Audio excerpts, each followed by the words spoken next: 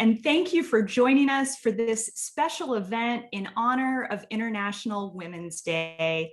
I'm Allyson McKinney Timm, founder and executive director of Justice Revival, a Christian voice for human rights in the United States. I'll be the host of today's conversation, and we are kicking off a new Justice Revival series, which is called The Heart of Human Rights, Faith-Fueled Advocacy on Issues of Our Day. Today's conversation is about full inclusion, true equality, and greater justice through the Equal Rights Amendment to the US Constitution. And joined by two extraordinary women of faith, both noteworthy justice and human rights leaders who know quite a lot about this issue. Let me introduce and welcome our esteemed guests. First, Dr. Pat Spearman has been a member of the Nevada State Senate since 2012, and in 2017, she carried the bill by which Nevada ratified the ERA, the first state to do so in 40 years. Senator Spearman received the 2015 Female Veteran of the Year Award, the 2018 Visionary Voice Award for her work on behalf of sexual assault and human trafficking survivors, and the 2017 Pacesetter Award for her commitment to women's equality. She previously served in the US Army for more than 2 decades and retired as a lieutenant colonel. Pat is also an ordained minister, former pastor, and she serves on the Global Social Justice Ministry team of the Fellowship of Affirming Ministries. Welcome, Pat Spearman. Thank you. And glad to have you, and glad to have you both. My second guest is Ms. Lisa Sharon Harper, founder and president of Freedom Road LLC, a unique consulting group that crafts experiences to foster common understanding, commitments, and action toward a more just world. Lisa is a public theologian whose writing, activism, and training has fed the fires of reformation in the church, from Ferguson and Charlottesville to South Africa, Brazil, and Ireland. Lisa's most recent book, The Very Good Gospel, was named 2016 Book of the Year, and the Huffington Post named Lisa one of 50 women religious leaders to celebrate on International Women's Day. Quite fitting. Lisa also hosts a monthly Freedom Road podcast, which I recommend to you highly. So again, welcome. And I think with those introductions, everyone who's joining us in our audience can see why we've been looking forward to this conversation and looking forward to hearing your perspectives on this issue and related issues. So we know the ERA in its present form dates back almost 50 years to the time it was passed by a bipartisan supermajority of the US Congress in 1972. Pat Spearman, I'd like to start by asking you how you first encountered or learned about the ERA way back when, and what your impression was in those days. I will confess to you that I think I was in high school when it was first introduced.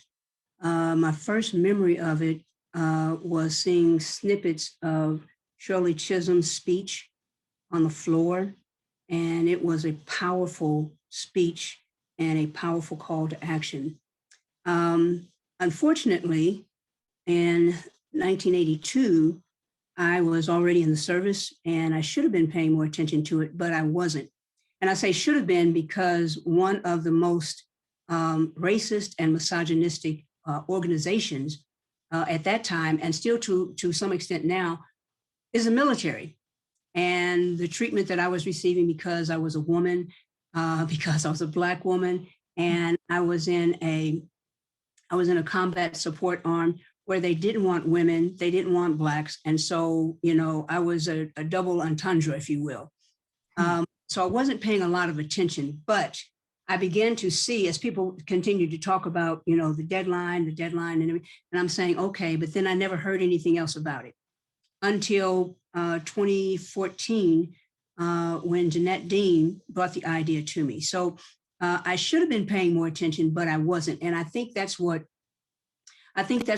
re-energized me when Jeanette asked me if I would carry a bill to ratify the ERA. I did not know that we could do that. And so once she said it, it's almost like, you're watching a picture and you see all of these things like going, really, really fast. And I'm thinking about all the things that could have happened had it been ratified in the 80s. And I said, sure.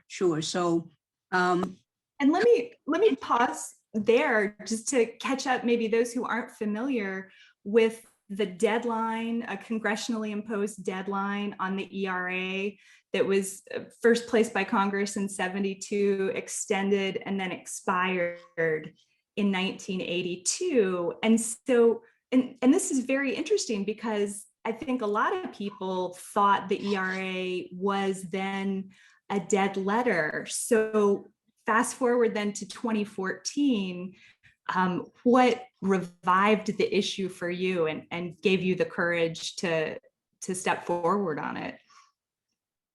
It was the ask, but it was also the full knowledge of people who had, and I use this term, had been hanging on with hope.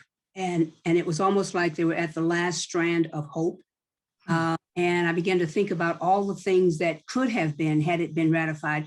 And if we could get it done now, a lot of the fights that we're having now for equality, we would not have to have, or at least not have so vigorously. So that, plus the fact that, and I always have to mention this, Jeanette Dean brought it to me, and Helene Swanson DeBassiere brought it to her. And I always want to mention that because I can't take all of the credit for that. It was other people that opened my eyes to it and then helped gather the coalition that we needed. But 2014, the more I thought about it as Jeanette and I were talking, I'm like, this is why I came to the Senate. This is why. There may be other reasons, but this is why I came to the Senate, because the ERA for me is a way to bridge or to show, to highlight the intersections of gender, of race, sexual orientation, gender identification, all of those isms that we find a way to put people down for. And so I was energized, brought it in. The next session of the legislature was 2015. And although the committee heard the bill, they decided at the very last day, the very last hour, that bills had to come out of committee or they would die. And they decided, oh, well, we don't really need it. We don't really need it. And, Allyson and Lisa, it was the halls of our building were like, the wailing women. You could just hear women in the hallway just crying. And, one lady, I think she might have been maybe 79 or maybe early 80s. And she said, I was really hoping to see this in my lifetime. And so I gathered everybody together and we went to a spot outside the building. And I said, listen, I don't know why they did this, but I will promise you this. I'm up for reelection. Help me get reelected. And this will be the first bill that I will introduce in the next session. And you made good on your promise. I know. I did. Can I pause right there? And then we'll come back. But amazing stories. And I wanted to weave in Lisa's story of this early era. So Lisa, would you share with us, back in 1982, when that time frame on the ERA expired originally, how did you learn about it? What was your impression in that time? Well, it's really interesting. In 1982, I was graduating from junior high. I was very, very unaware of politics, but I did have a very strong sense of empowerment and disempowerment, racially and gender-wise. My mom was a member of SNCC back in the day, and dated Stokely Carmichael. It's reality. The Student Nonviolent Coordinating Committee, for those who who might not know. Yes, exactly. I'm sorry. And was here in Philadelphia where I live now. And you know, and when SNCC broke up and this and the civil rights movement kind of came to its end with the assassination of Dr. King, her work continued in the work of signing up people to vote in her area. She became a judge of elections in her area. And I was just a little girl, you know, just following along with her. So my understanding of civic engagement really was handed down by my mom. And it also came at a time when my mom and dad got divorced. And I remember my mom singing at the top of her lungs, "I am woman, hear me roar," like the whole thing. And then also, you know, I don't remember who sang it, but there was this one about, you know, I'll survive, I'll survive. So like there was all of this women's energy in the world at that time. That was the rise of the women's rights movement. It was also the beginnings, the seeds of the evangelical religious right was also being planted in at that time with regard to race and gender. And the whole gender piece really came about. The flames were fanned under the ERA. So at the same time that I found Jesus in the evangelical church was the exact same time that the ERA was actually being was being pushed back upon by the evangelicals, by white evangelicals in the churches that I was going to. But at home, I had my mom rooting for the ERA. So in my heart, I rooted for the ERA. And I didn't really understand it when it didn't pass. I actually asked my mom, how could this not pass? I don't understand. It's a one-line bill. It's a one-line, rather, amendment. And it just says women are equal. And she didn't say anything. She literally just hung her head, bowed her head, and shook her head. I will absolutely never forget that.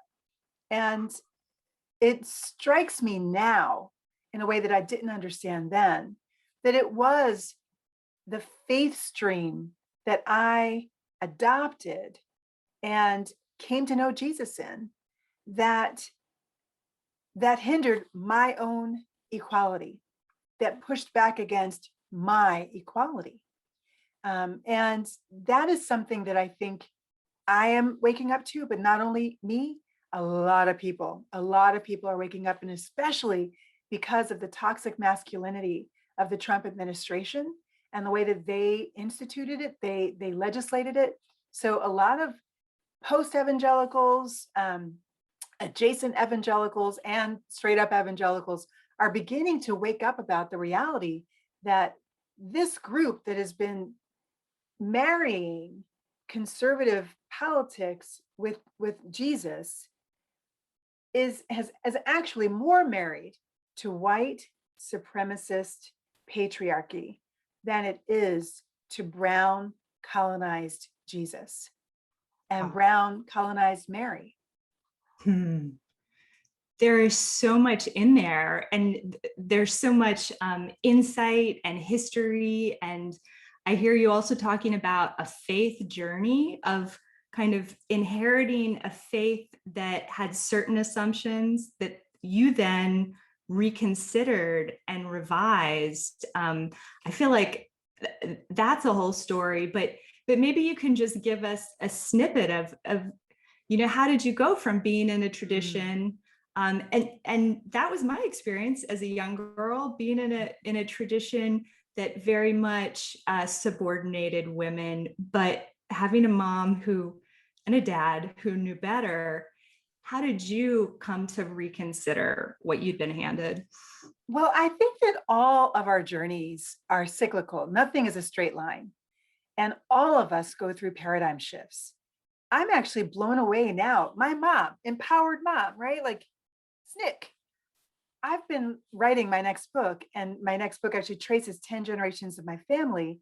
And I just maybe a couple of weeks ago finished my mom's chapter and my dad's chapter. And listening to her stories, I am amazed at how thick the patriarchy was in her day. And I mean, it was all pervasive. There were thousands of laws that actually hindered the movement of women. And so therefore it was internalized. And so she grew up thinking and was told by her mom that the best thing she could do is to get a good man.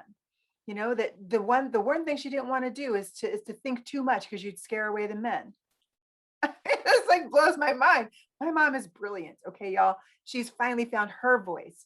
And I think that for myself, having gotten mixed up in the evangelical world, not all of the evangelical world is patriarchal, actually. There's some that have had that aha, and most of them had that aha in the 70s. And that thankfully was a stream that I kind of found my way into in the 1990s. And I think that my first aha that something was off was when I was on a staff team with a Christian ministry, and the women who found Jesus in that ministry, which was egalitarian, they all assumed leadership. They all had ideas and just ran with them. Meanwhile, I felt like, I don't know. I mean, I would always hold back. I wouldn't speak, not only as a woman, but also as a Black woman in this context. I wasn't sure my ideas were going to be taken. And I also wasn't sure that it was right. So eventually I began to look at the scripture, understand that in the scripture, on the first page of the Bible, we, men and women, and all genders, hello somebody, are created equal. Everybody is created equally in the image of God. And what it means to be made in the image of God on that first page is to be created with the divine call and capacity to exercise stewardship of the world, to exercise agency in the world. And when I began to understand, this actually was a long process, and it involved a pilgrimage that made me ask questions about my understanding of the gospel and how it would be received by my ancestors, realizing they would be like, that ain't no good news. What you talking about, girl? Right. And so then I realized, wait a minute, if my understanding of the good news would not be considered good news to my third great grandmother, who was likely a breeder on a South Carolina plantation, then it's not good news.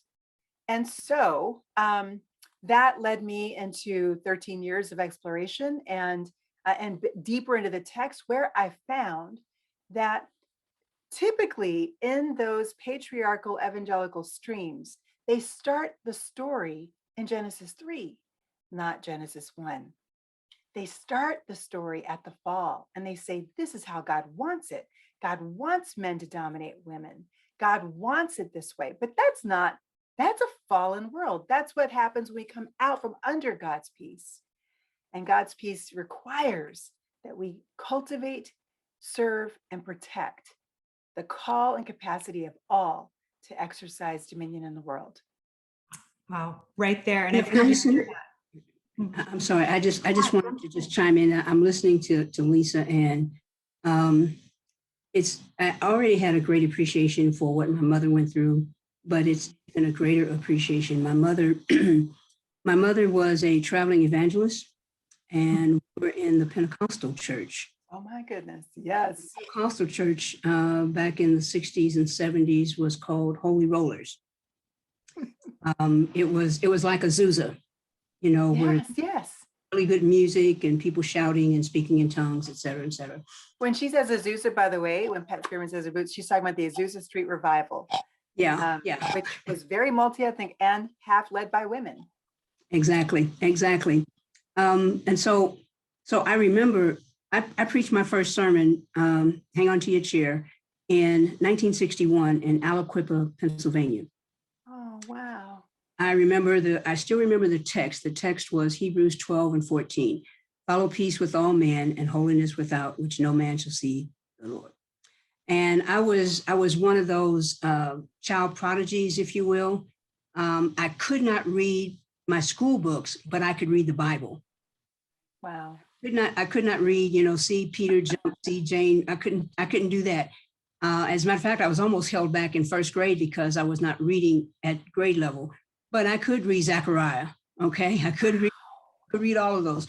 And so I'm called into ministry, and my mom was there first. And I just know that every place that we went, and my mom she had a special gift of, I guess some people would call it a seer.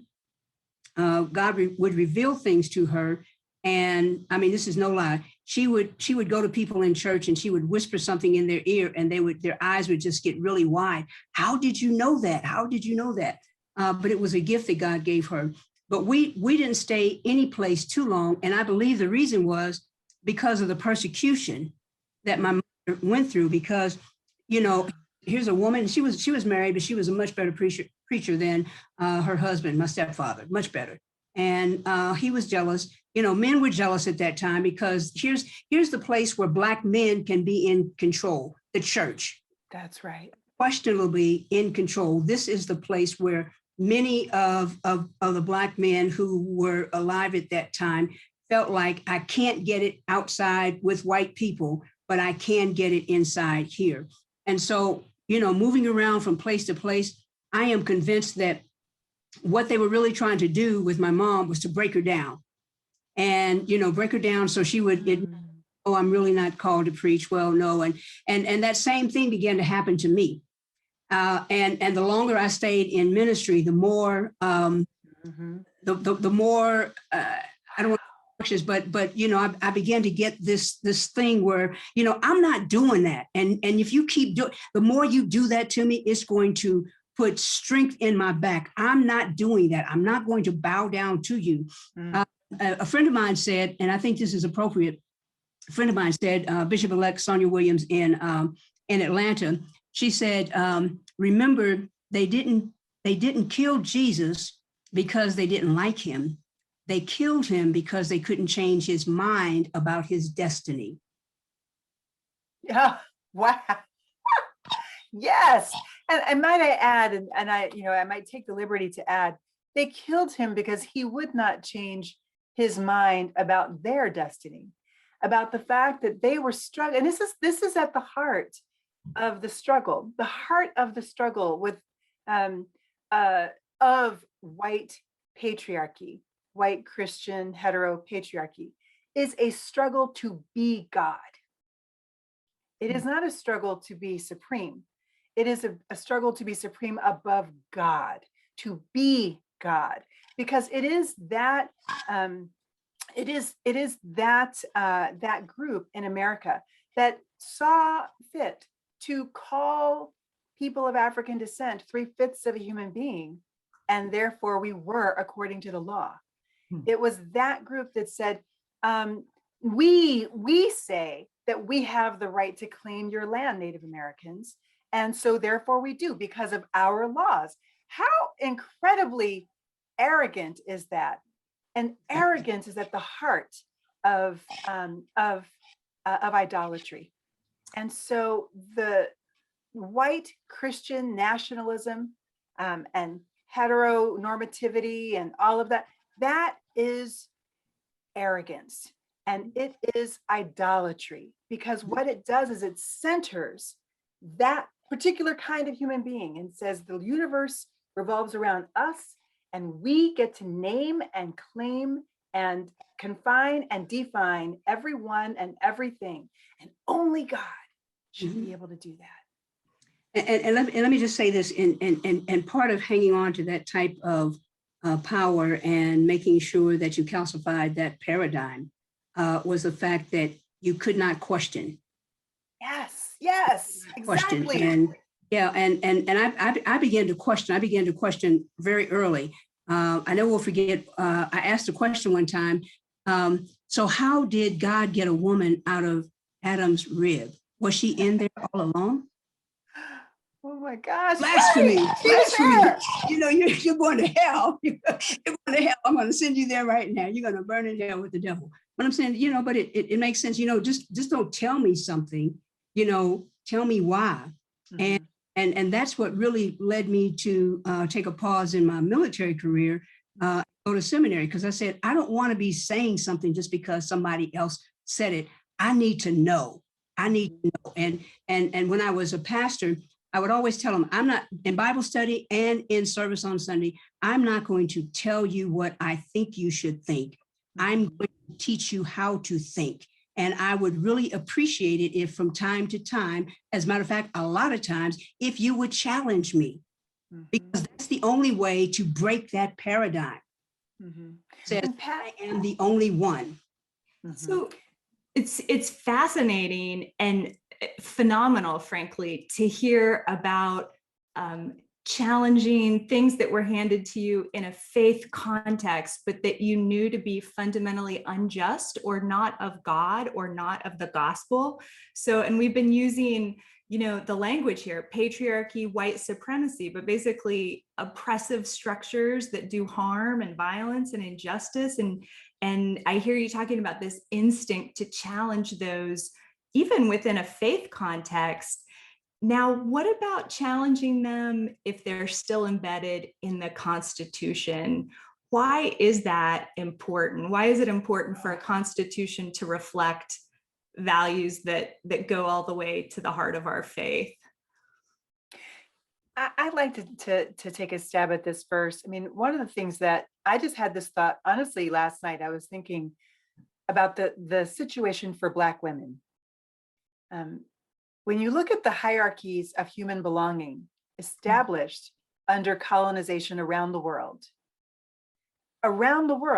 basically, if it was European, which is the majority of the world, when they were colonized by European nations, they racialized the societies that they colonized. They divided them in order to conquer them, and they used race to do that. And at the bottom of every hierarchy is this thing called Black. And they devise that. It's not connected to a land, it's not connected to a people group, it's not connected to even a color. You'll find people deemed Black in Australia. Aboriginal people, when they fill out the census, they have to say they're Black racially. They have no connection to Africa, maybe going back 90,000 years. And yet they have to say they're Black because Blackness is not, it's not an actual thing. It's a political construct. Well, when you look at the gender hierarchy, women are on the bottom. So now you think about Black women, women of African descent and who are not, but are still deemed Black. If the Constitution does not protect both ethnicity and gender, then Black women and other women of color are vulnerable because there are then loopholes through which those who wish to oppress can find a way. And that's one of the reasons why Black women, or Black women in particular, have actually suffered. If you look at all of the different measures of oppression, think about education, think about healthcare, think about job security, think about environmental justice, think about all of the different measures of wages.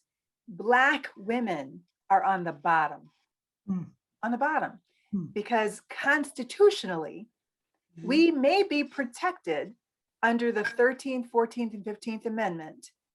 And we might even be able to vote according to the 19th Amendment. But we do not have an amendment that specifically addresses the issue of gender. So while white women are vulnerable because their gender is not protected, so they have to deal with things like, this is my book on women and human rights, the basic documents. I got this when I was at Columbia, right? They have to deal with inequities with regard to health and reproduction. They have to deal with, when they are refugees, they have to deal with the reality of the disparities between people being accepted in refugee status or turned away because they have children or because of any other kind of maladies. They have to deal with disability differently as white women. Now compound that with race. So it's vitally important for Black women, for women of color, that the ERA is passed so that we can be protected on both fronts. And let me chime in here. And I think, I just want to add to what Lisa, that's just profound. I couldn't have said it better myself.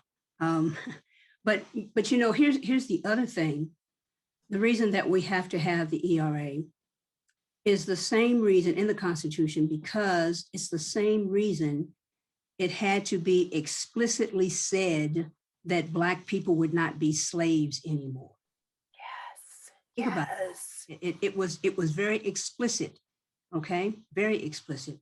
When you stop and think about the arguments of separate and equal, Plessy versus Ferguson, in the late, and then in 1954, the young attorney for the NAACP, Thurgood Marshall, fighting that fight with the school board, with the is it Kansas school board.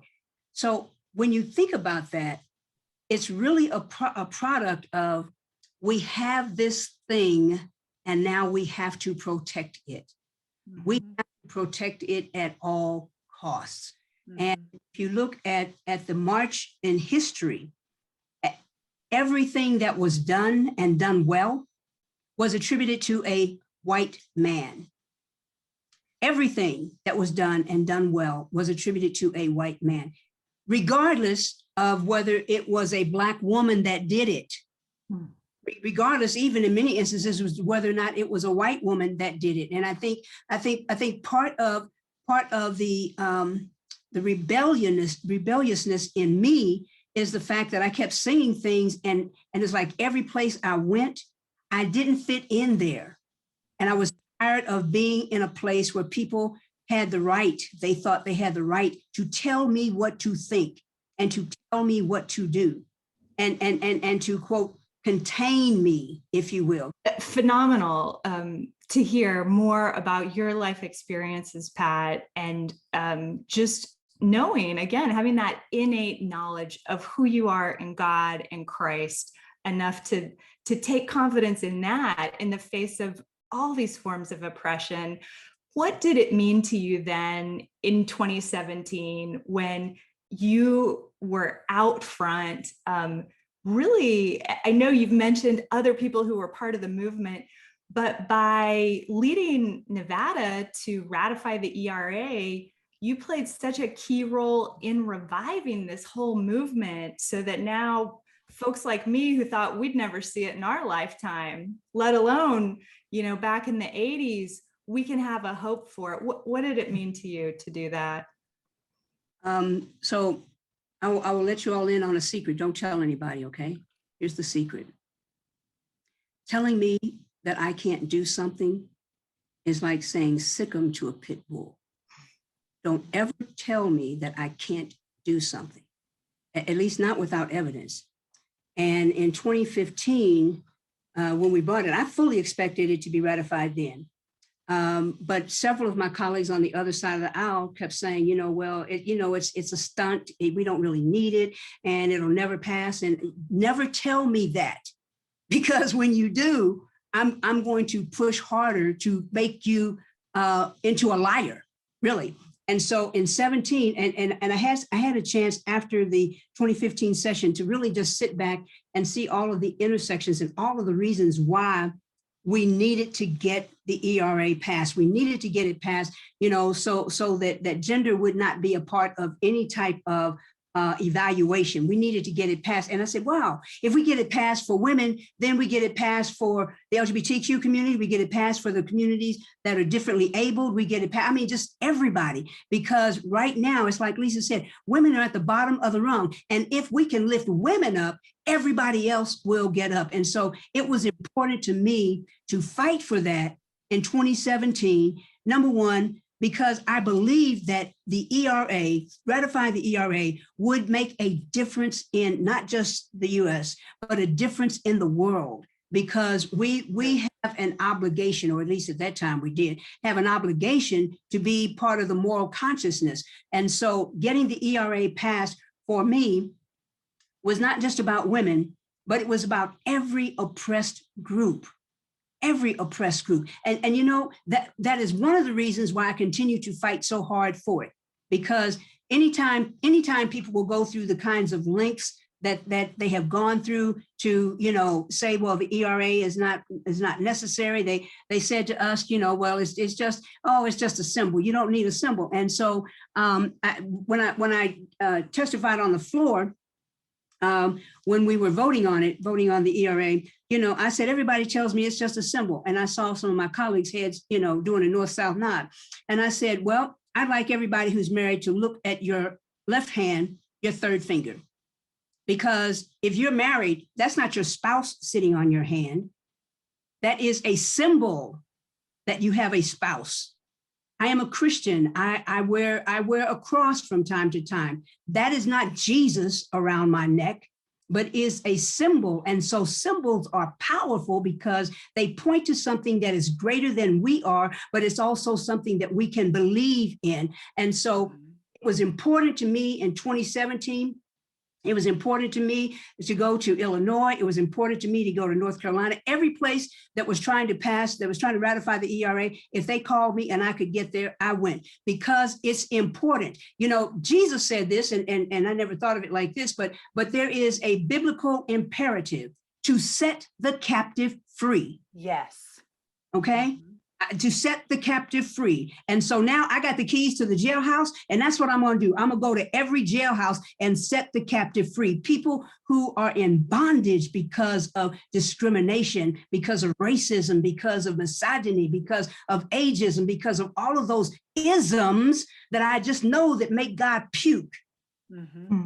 Was important to me. Lisa, will you pick up on that and talk about what's the significance for you? Where do you feel it? Yes, I want to just add, I think that one of the things that we tend to do is we interact with the way things are as if it's the way things should be. It just is. It just is this way. And any change then, and change for the better, is seen as benevolence. Right? It's seen as, well, we can give you that. Or for someone to say we don't need a one-line amendment in the Constitution that corrects a wrong, the fact that women were never, ever given equality under our Constitution, the fact that we are sitting in 2021, we are headed toward the middle of 2021, and still to this day, our Constitution does not recognize the equal rights of women in this nation is appalling. I mean, really? Now, Justice Ruth Bader Ginsburg, when she first began to fight those thousands of laws that were on the books that were actively pushing against the women's liberation and women's movement and agency in our society, she argued to the Supreme Court that we have to change with the times. We have to recognize the law has to catch up to the times. The law has to be able to reflect the times that it's in, because the law is supposed to be a measure of what we will accept in a society. The law is a measure of what we, the people, what we say is right and just. Now, it's supposed to be that. It's not always that, but that's the purpose it's supposed to serve at the very least. And so the fact that in 2021, our constitutional backbone of our nation, the spine of our legal structure, does not recognize the reality that women have an equal right to thrive in our nation, and an equal right to exercise stewardship and agency in our nation, and an equal right to protection of the law in our nation. We just have to make it right. We just have to get the law, in this case, our Constitution, to catch up with the times, to catch up with the place that we all are now, or most of us are now, when we recognize women are human. That's really all it does come down to. It comes down to the question of, are we human? Because if we are human, then we are deserving of 100% of the protections and the freedoms that all humans are deserving of. And let me just say this, Lisa, we need to travel together, because you really make me think. I mean, harder than I've probably heard. I would be honored. Thank you. Yeah, I'm getting a headache here. You make me think so much. Anyway, But as Lisa was talking, it occurred to me that one of the reasons that courts at most levels, and if it has to go to the Supreme Court, they will start with a false equivalency. And that is because they will base it upon precedents that is anchored to white male patriarchy. Right. And Right. anytime you anchor your argument in that, there is no room for me. Allyson, room for you.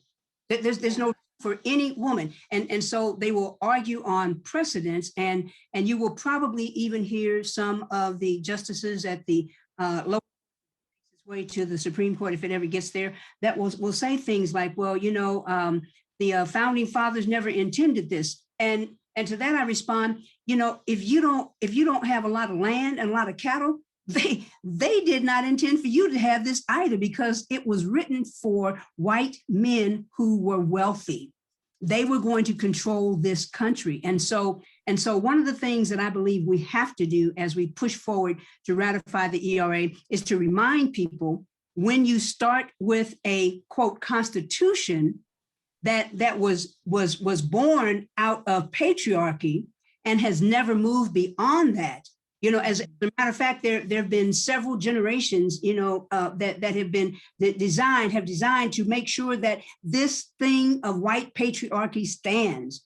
And so one of the things we have to do, the Constitution, in spirit, it was written for me. It wasn't on the paper, but it was written for me. And so now what we have to do is make sure that you cannot anchor the argument against it in precedence, because precedence says that there's no room for white women.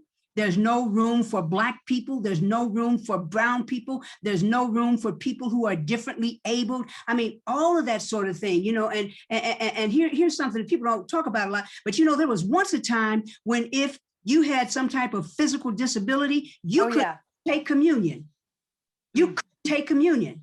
And so anchoring it in, in a thought process that was designed to minimize who I am, who you are, who people who are different, to minimize that. If you anchor the argument in that, you start with a false equivalency. And when you start with a false equivalency, you will come up with the same answer all the time. And so my suggestion is, anyone who's going to fight this in court, please take what I'm saying and make this your argument. And make this your argument, because the Constitution is a living document. Is a living document. If you look at what happened in 1954 with Topeka, and you look at the Plessy versus Ferguson, it was the same body that came to two different conclusions. The only difference was who was on the court. Mm-hmm. The only difference was who was on the court. So don't start with false equivalency. Wow. That's so, right. Yeah. How do we use a legal system that was rooted in white supremacy and patriarchy at its origins, and then work within that system to reform it? It's an uphill struggle, to say the least.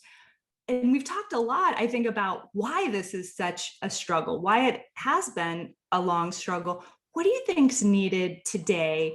We're in 2021. There's a joint resolution in the US Congress to abolish the time limit on ratification of the ERA. The US House may even vote on it next week. So there's some legislative activity. There's also a federal lawsuit going on. But at the social movement level, what's needed today for the ERA to be finalized? I think we need to start talking about it and talking about it and talking about it some more, and memeing about it and tweeting about it and Facebooking about it. We need to have house meetings about it, even if they're virtual, or if you got your immunization and everybody's got their immunization, you can come together, have a house party and talk about it. But people need to understand two things. One, it is possible to pass it this year. And two, your legislator needs to know how you feel about it. They need to know that you want it to pass. No matter what state you're in, we need every state to be on board. We need every state. So you need to call your state, your senators, your state senators, your actual senators, and your House members, federal, federal senators and your House members, because they need to understand that the people who gave them their job, the people who pay their paychecks, want them to pass the ERA, to say yes to it.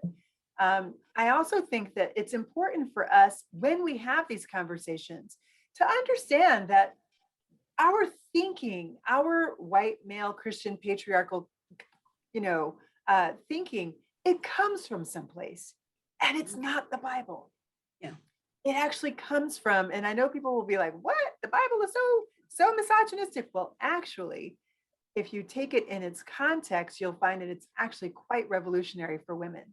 Almost the entire way through, there's a few verses that are like, "What?" But if you even take them in context, either they come down to neutral, they're not really saying anything about that, or they're actually saying something incredibly empowering for women of their day.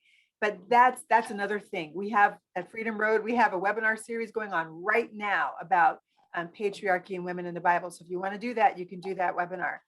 But I think we need to think deeper about where do these roots of white patriarchy come from? When you go back, when you trace them back, they go right back to Aristotle and Plato.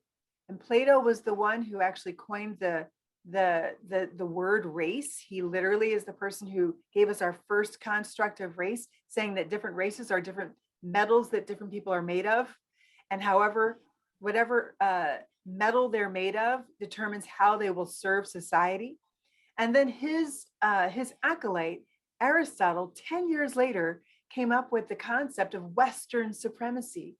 And scholars, when they look at Aristotle's writing, they're very clear that Aristotle, when he talked about a human being, what it means to be human, he would have said explicitly, it's someone who's white, it's someone who's male, and it's someone who's able-bodied.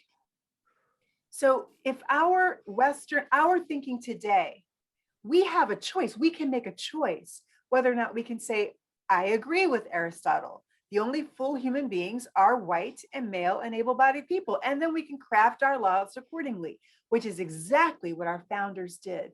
Or we can take another look. We can say, you know what? We understand that people are not made of metal anymore. We understand that women and men are both human. We understand that both women and men were created in God's image, called with the capacity to exercise dominion in the world. We understand that even in the scripture, God made women leaders, even in the New Testament. You have Junia, who was an apostle. Okay, Junia was an apostle.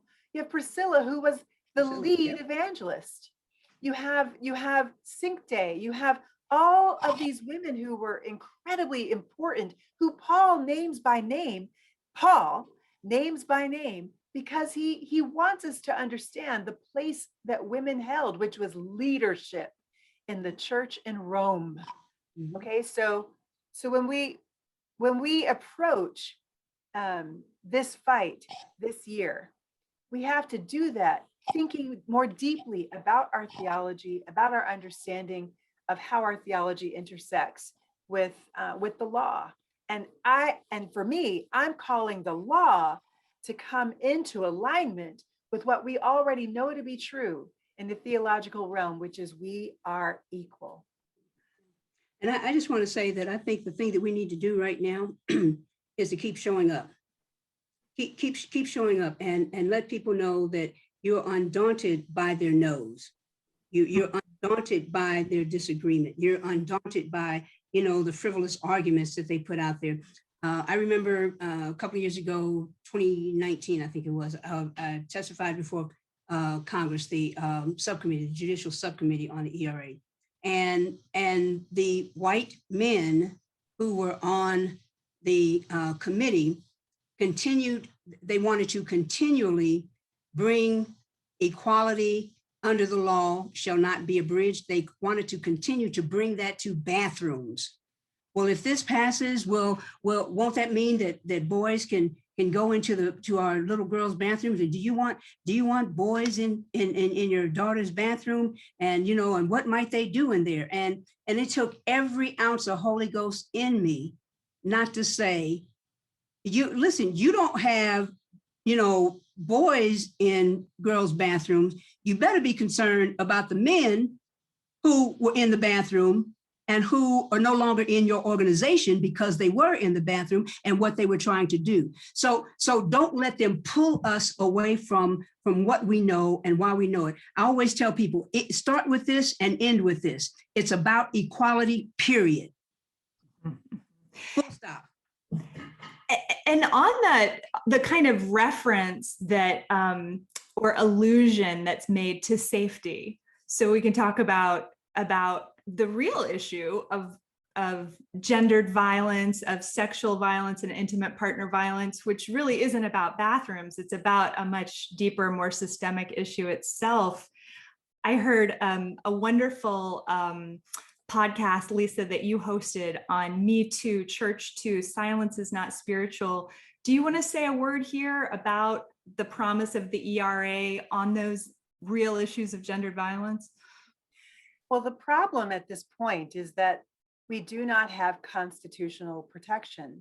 So we have to rely on laws that are passed that have to be re-upped every once in a while, like VAWA and others. And those laws are, right, Violence Against Women Act.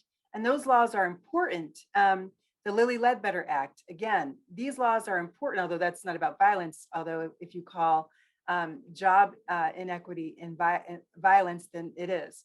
But these laws are important, but they are not the spine. They're not the spine of our legal construct. And so it's important that at the very core, in fact, if at the very core, there is protection, regardless of gender in our legal system, then the question of whether or not women should be protected is erased. There's no argument, because in our Constitution, it says so. So that's one of the reasons why it's so important.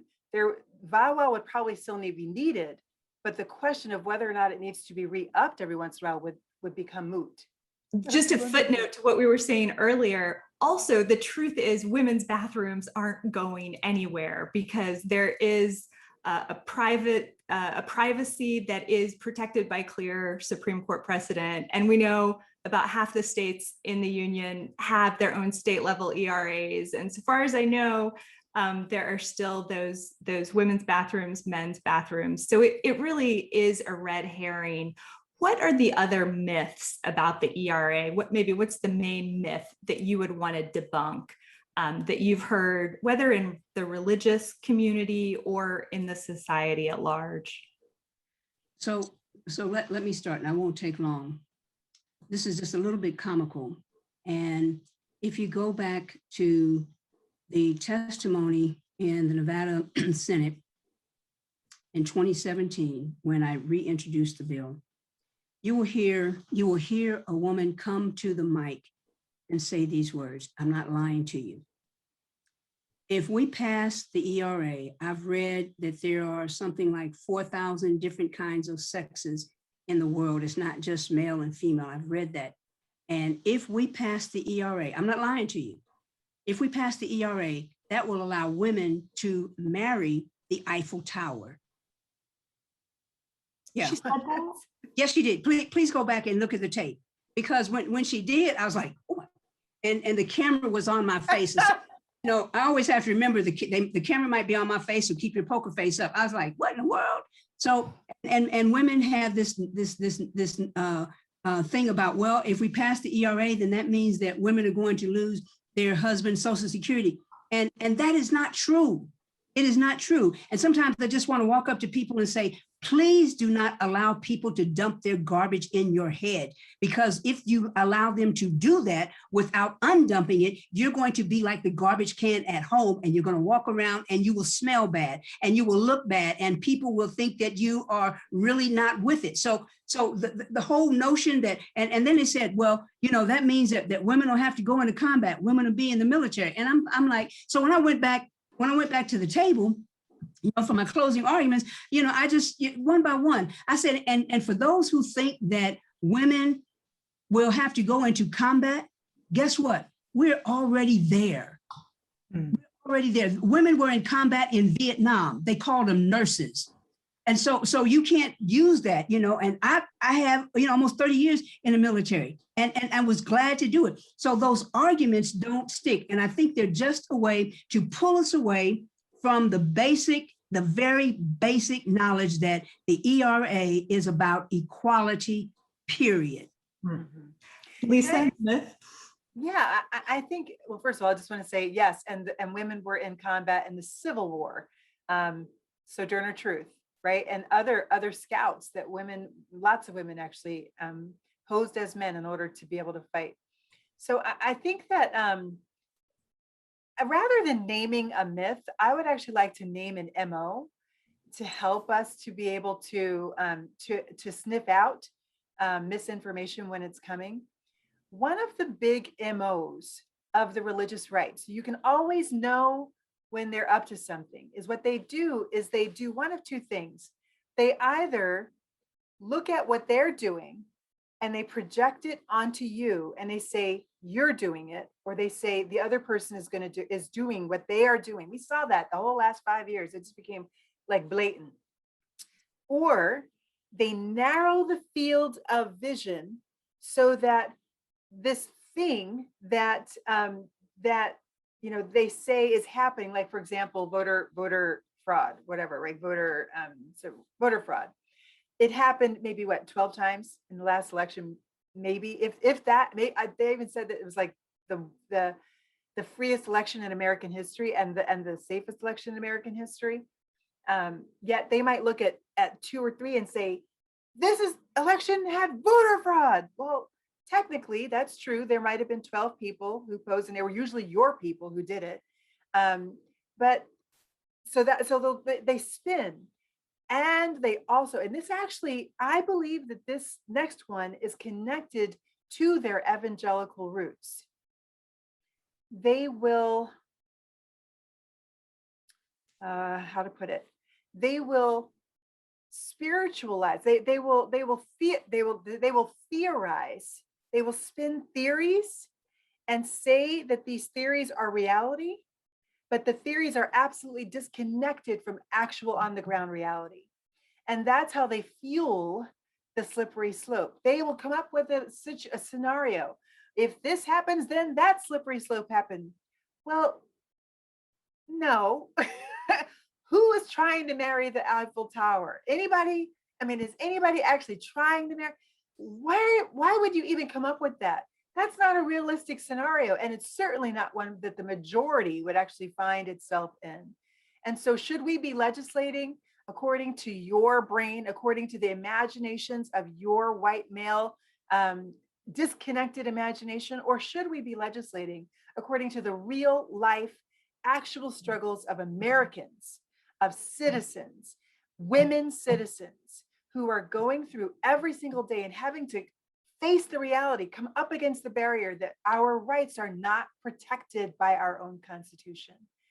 That reality is where we need to be grounded, not in the machinations of your imagination. Not letting these far-fetched hypotheticals, to say the least, kind of control the conversation. Yes. I wanted to get in a question from one of our participants who is just thinking about her local church context. And I know we're at time, so we're going to wrap up pretty quickly here. But her question is, if she's writing a church bulletin, what theologians, leaders, saints would she be able to look to for theological support that the Bible does lead us to gender equality, and that the faith community should take up a social justice cause like the ERA? Okay, I'm sorry. Go on. Deborah is one. Can you spell it for us, Pat? Deborah in Judges, she's the one that Deborah. Okay. Deborah. Deborah. She was actually the one that developed the battle plan. When you stop and you look at even when you hear people say things like, well, the spies in the Old Testament, the spies went there and there was a prostitute that helped them. that is a clear indication that God doesn't care about what folks call you. God only cares about what she calls you. Okay. And I know some people's head just exploded. But, but the other piece of that is if you look at even in New Testament, the disciples were with Jesus for at least 3 years. Okay. Many of them with 3 years. He kept telling them the same thing over and over and over again. I'm gonna die and I'm gonna get buried, but I'm gonna rise again. He kept telling them that the same thing over and over and over again.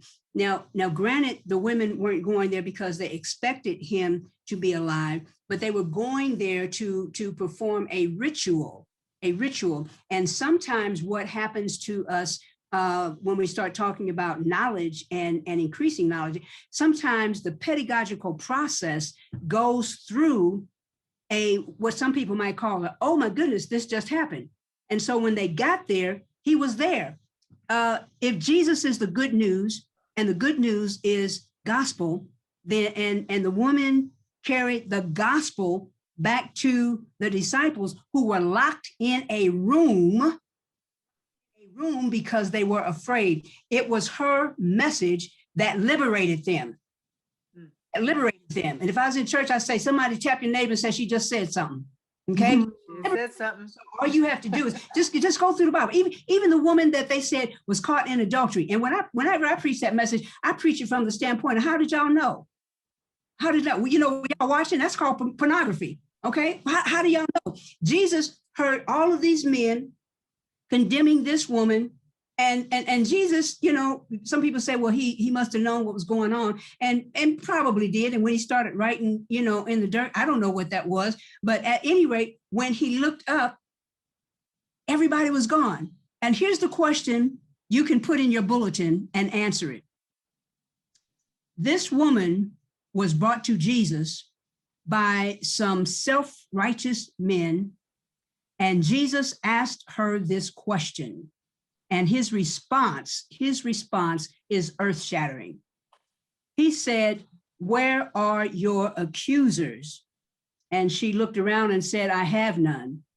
Jesus' response was this: "Neither do I condemn you."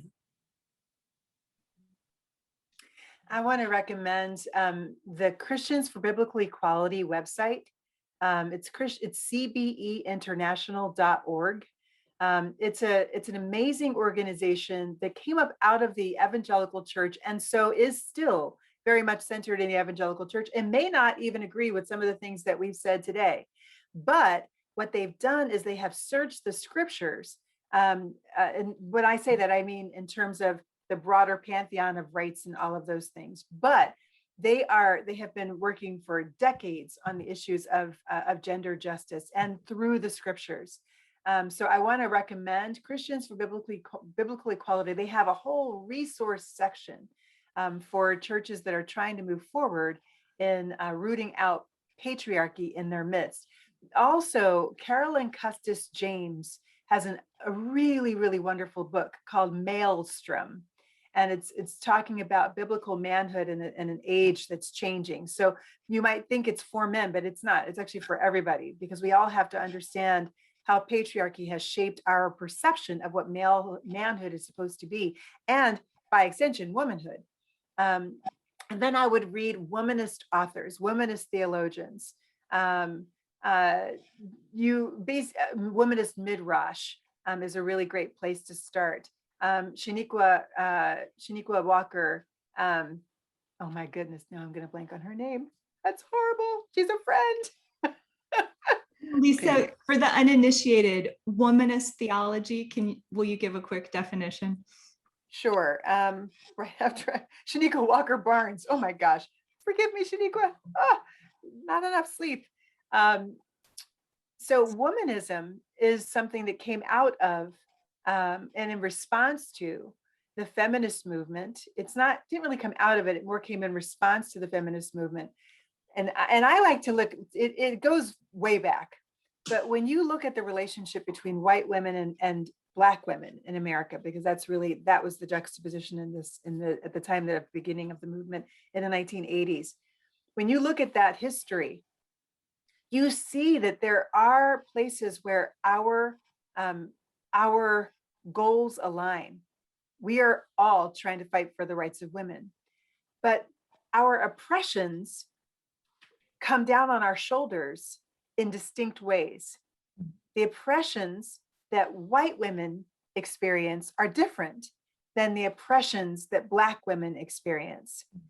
And white women have led the feminist movement. They actually blocked Black women from the suffrage movement. Hello, somebody. Most people don't know that. But the suffrage movement, the women's empowerment movement began 20 years before, or 15 years before that first suffrage meeting. It wasn't the first, actually. The first women's empowerment movement meeting happened in 1837, in 1838 in New York City and Philadelphia, not up in New York in 1848. And so, but at that 1848 meeting, there were no Black women in that meeting. Why is that? Well, there was a falling out, and largely because of race. So the womanist movement came about because we as Black women said, we are not going to fight for our freedom by getting crumbs from your table, white women. We are not going to suffer any longer the marginalization that you require and that white men require of you in order for you to gain your white women's rights. Because when you gained suffrage, but Black women didn't. Black women by the 19th Amendment should have, but we were still fighting the race issue. And you did not come alongside and actually then help us with the race issue. And that's why the Civil Rights Movement Act was needed. So the womanist movement is one that said, Black women, we are embracing our own damn selves. And we are going to recognize our own call of God to exercise dominion. We are going to investigate, how is this oppression, the oppressions of this world, how are they leveling on our shoulders in a distinct way? And we are going to think about the scripture in relationship to that, not just the purified feminist question of just gender. See, when you're a white woman, you can afford to silo your identity and to step into your oppressed part of your identity as a woman and then demand rights just for that oppressed part of your identity, but sidestep the fact that you're white. When you're a Black woman, you can't sidestep your Blackness and you can't sidestep your womanness. So your whole self has to be brought to the table. And I think Let me offer, I'm sorry, I just want to offer two real quick things. My bishop, I'm now with the Fellowship of Affirming Ministries, and my bishop is Yvette Flunder.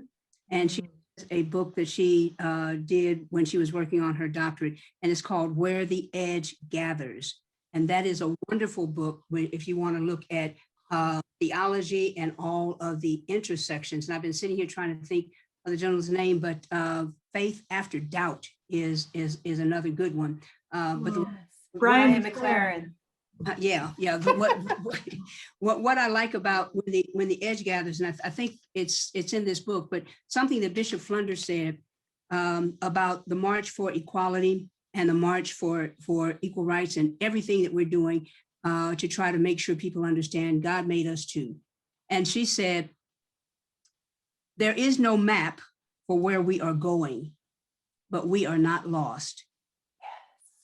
There is no map for where we are going, but we are not lost. Amen. Amen. Let me ask just a lightning round. Is there a call to action that each of you would like to end with? Something that you'd urge people to do today, this week, next week? I'll just repeat what I said earlier, is that what we need people to do is we need them to begin to call their state representatives and their United States senators and House members, letting them know that they want the ERA passed. They want it ratified. They want it. And because they have to listen to you. You pay their paycheck. Pat, last word. Oh, Pat, you're muted. There we go. And what I would say is keep showing up, and do not be undaunted with whatever they say will not happen. And the song that comes to mind is one from Dreamgirls. I am telling you that I ain't going nowhere. I ain't going nowhere. Show up, keep showing up, and Lisa is correct. When you write or you call, and don't write form letters. Form letters don't work, okay? If you get an email that says sign your name here, no, those don't work. Keep calling, keep writing. Let them know this is something that we expect to happen. And if you can't do the job, we will hire someone else who will. You're up for reelection in 22 and 24, wherever. But if you can't get the job done, we will put a help wanted sign out. We will hire someone who will get the job done. You can't change their minds, change their seats. Pro tip, you heard it here. Well, I want to say thank you again to our esteemed guests for a rich, insightful, very educational, challenging, inspiring conversation. A lot to think about, a lot to reflect on, a lot of encouragement that this moral arc of the universe is going to bend toward justice. And it sounds like I'm believing both of you are playing a big part in that bend. To our audience, we hope you'll learn more and get involved to support the ERA. If you visit justicerevival.org, you can find the Take Action tab, and under that, a Support the ERA page. There you'll find an interfaith statement of support for the ERA, along with educational resources and further calls to action. You can follow Justice Revival, our partners at Freedom Road and Sojourners, as well as the ERA Coalition, all of which I recommend to stay up to date and to get involved. Thanks again for joining us today. I'm Allyson McKinney Timm with Justice Revival, a Christian voice for human rights in the United States. God bless.